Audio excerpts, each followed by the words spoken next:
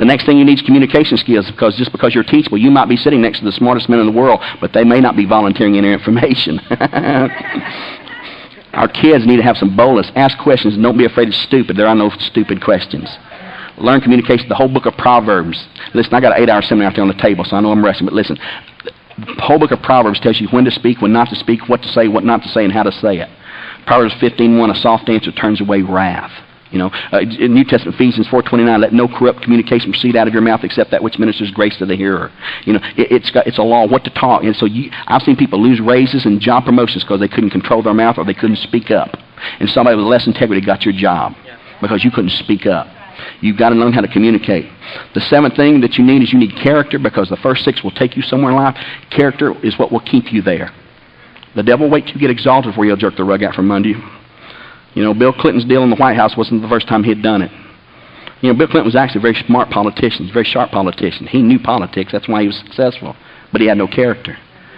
Jimmy Swaggart, for all the millions of souls he ever saved and the songs he ever wrote, he'll never be remembered for that. He's going to remember for a harlot down in Baton Rouge in a back alley somewhere.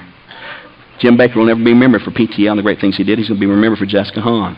Because when you do stupid things and you commit adultery, your reproach will never be wiped away, it says in Proverbs 7. Sin is horrendous. It'll kill you. A school administrator in Ohio got fired 2 years ago. $80,000 a year salary, 1 year away from retirement, and they caught him stealing toilet paper out of the stock room. He'd go and eat his lunch every day. Brown bag, I'd shut the door, turn on the light, read his paper, eat his little brown bag lunch. For some stupid reason, every day he'd stick 2 fingers up, get 2 rolls of toilet paper, put it in the briefcase, and take it home. He had several hundred rolls in his garage. He got fired. Granddaddy, why did you get fired? No honor. How many toilet paper jokes you think they told in Ohio? How many family reunions do you think he's going to now? Don't lose. You got to do what's right when nobody's looking. So the thing of character, you teach your children, somebody's looking all the time. God's looking, he's writing it down. Angels are looking, the devil's looking, demons are looking, and whatever you do is drawing interest. It may not hit you today, but it's coming. Good measure, pressed down, shaken together, running over. Don't you think you got away with anything. Some men's sins are dealt with in this lifetime, some men's follow them into the next life, but you will be dealt with. Do what's right, just because it's right to do it, not because somebody's looking. And the last thing is this. I know you've been real patient. The last thing you should leave home with is a strong sense of humor. Oh, yeah. Because life can get nasty. You better learn how to laugh. The American Medical Association says that the average child laughs 400 times a day. The average adult only laughs 15 times a day. Like, what happened 385? Well, you wait till you grow up.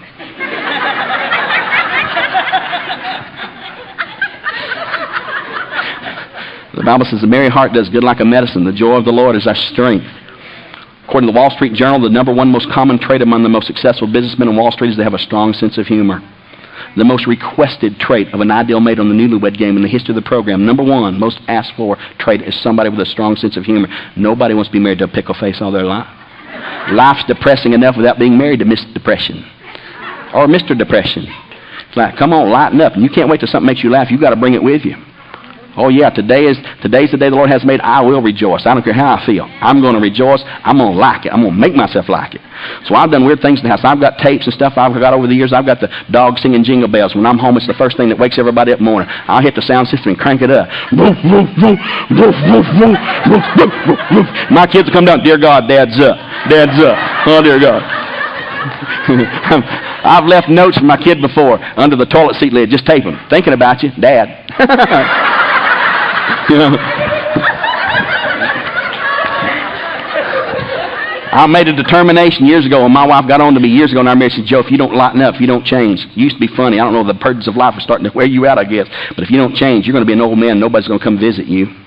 You'll be eating Thanksgiving dinner by yourself. Nobody's going to buy you a Christmas present. Your grandkids won't come because your kid's going to hate your guts. Because you can have a nice home and a neat home and an orderly home, but you're driving the rest of us nuts. You better lighten up. And man, it hit me. I can't tell you, it was her, but it was God speaking through her. And I tell you, I made a determination to change. It got weird. Now, my wife, if she's here tonight, we just did a seminar down in California in Los Angeles, and she told the pastors down there, Joe swung the pendulum probably too far. He never worries about anything, and that concerns me sometimes. And because I just got happy. I just thought, shoot, man, I've hollered and cussed, and I've laughed. Laughing's better. Like, let's just lighten up. And so I just get tickled at the weirdest things, you know. I get tickled at myself, you know. My kids laugh at me just because I think it's funny. Now, I'm out of time, so let me do this. I'm going to stand up so I know I'm through. But I want to give you an illustration. I really encourage you to go out there and get that series of tapes on 8 things. But listen carefully. I want to close with this to give you an illustration. I've got stories for all these, but I love this one. On a sense of humor, this is one of the turning points. We just come back from family vacation. We always went the last 2 weeks in May. We go to a condominium down in Melbourne, Florida. We just go and sit on the ocean, and it's incredible. We don't do anything but eat chicken, play cards and games, watch old movies, and just laugh. And so we just got back, and my kids were about to scatter. I had kids going to basketball camps. 2 were going on mission trips. 3 were going to grandma to the farm for the summer, and I knew we were about to scatter. So we just pulled up in the yard. We hadn't even unloaded the van yet, and it's late at night, so I go in and make sure the thermostat's going, check the livestock, make sure somebody's been feeding them while I've been gone, and so I got in and I said, hey, let's take communion. Before we even unload the van, let's sit down and take communion real quick. And let's just commit this summer into God's hands. I believe this is going to be the best summer we've ever had. I said, it won't take just a few minutes, okay? And they said, okay. So, I'm throwing lights on. It's going in the living room, and I turn the fan on. I'm checking the thermostat. And so I'm looking for communion stuff. I couldn't find any because when you've got kids, you can't keep grape juice. They suck it down like it's water. So I found some cran apple that had been in the refrigerator for a while, and it was a little funky. It was like, man, it had a whang to it. Like, that's like it was fermented or something. Like, whoa. Don't drink much. And we'd left in a hurry, so there are no clean dishes. We just tore out, man. You got kids. We're just lucky we got away. So I've got 8 coffee cups with some cran apple juice, and I couldn't find any crackers because with 5 women, they're all trying to stay skinny, so they eat crackers all the time. So I found a stale piece of wheat bread in the freezer, and it's frozen. So I broke up 8 pieces of frozen wheat bread, some cran apple, and a coffee cup. But I did put on a Hosanna tape and got a little Kumbaya spirit going. I did light a candle. I love candles. So I got a candle in my living room. I live in a big barn. I live in a big old 2-story barn out in the country. So I got a big old wood floor. So we sit around the coffee table. Come on, we're going to pray. We're going to have communion. Come on, hurry. We're going to have communion. We'll unload the van, and it's going to be great. And so people again. And so the last person to come in the living room was my oldest daughter, and she was in college. And she came in and she sat down, and we were praying. And she was so calm. She said, Dad. I said, what, babe? She said, Dad, should water be running into your light fixture in the kitchen? Now I was tired. I said, do what? Yeah, so when I came through the kitchen, I noticed there was water running into your light fixture. Should it be doing that? It's a senior in college. I said, well, I don't know if you've had a course on this or not, but see, they try to keep electricity and water separate from each other. And I just tried to make a joke, and she said, seriously, Dad, you might want to check it. It looks serious. Oh, okay. So I get up, they're sitting there, and sure enough, I got a big fluorescent light right over the center of my kitchen aisle, and I look up, and it's on, but it's full of water. There's water running into it. Like, what is going on? And I look toward my dining room table, and I got a big globe and a fan over my dining room table, and there's water trickling into it. It looks like a goldfish bowl. It's filling up with water, and the light's on, and it's like, we got a problem upstairs. And I thought, what in the world? So, man, I go tearing through the kitchen, and I hit those stairs to go upstairs, and I ran to the floor. And all of a sudden, coming down my wooden stairs, it looks like Niagara Falls. Water is cascading down the stairs. Like, oh, dear God. I go tearing up the stairs like a madman, and I got a bathroom at the top of the stairs, and somebody had turned the water on and put the stopper in to give the little foo-foo dog a drink of water. And evidently, they forgot to turn it off because when I told them to take communion, they all got spiritual and went brain dead on me, I guess. And so the water kept running, and the overflow evidently didn't work. And now we've just been cascading over, so it's going through my wood floors and coming through. Now the sheetrock's looking like a camel belly. It's starting to fill up like Hoover Dam. And so I just went nuts. I just started screaming. I'm hollering, man, Nace, get up here! Get up here, Nace, get up here! And I'm screaming, and I'm running in. I grab stuff out of the clothes basket there in the bathroom, and I throw on my floor, and trying to soak up the water to save my wood floor. And I ran into my bedroom, and I got the covers off, including Grandma's wedding ring blanket that she made right before she went to heaven. And I grabbed that. I brought that in, and I threw down for it, and I'm trying to stomp up the water, and I've got the stomper up, and my wife's going upstairs, my helpmeet, and the one that I love, and she came up top of the stairs, but it wasn't my wife. It was the devil. Yeah, it just looked like my wife, but it wasn't, because it attacked me at the top of the stairs. What in God's name are you doing? I said, I'm trying to save my house. What do you think I'm doing? You've got the dry cleaning on the floor. Well, I didn't know it doesn't say dry cleaning. I'm trying to save my house. And man, that was it. You can forget communion. Blow out the candle. Turn the tape off, man. Get it on. Man, kids are running, people scurrying, the dog's crying up under the bed, and I'm hollering and stomping. It took an hour to get all that under control and get that stuff soaked up, tubs full of stuff. And man, I'm sweating. I was like, God, it's so hot in the house. And so I go downstairs, and the thermostat's sitting on 68, but it says 85. I said, why is it so hot in here? It's so hot in the house. So I go all the way back in my furnace room and where my heat pump is, and it's froze up. Man, it looks like the North Pole. It just froze. I said, oh, God, what's this? Get back here. They messed with the thermostat. Dear God, look at this. It's wrong. She said, nobody's messed with it. I said, well, somebody did. So I shut it off. I said, John, get in. And so I went and got hair dryers. Now, it was a wild sight. I got sweat. My shirt tells that, and I'm just sweating like it's stuck on. I got 2 hair dryers. I look like Jesse James at high noon. Sweat running off my face back there. Got to thaw out my heat pump. John's there with his little hair dryer trying to help me, where the men are going to save the women, And I'm thinking in my mind, I thought, God, If you think I'm ever taking communion again, you got another thought coming. My God, I tried to take communion, all hell has broke loose on me. I don't know how. You know, I didn't say it, I'm just thinking it, you know. Like, dear God, I'm so tired, I'll never take communion again.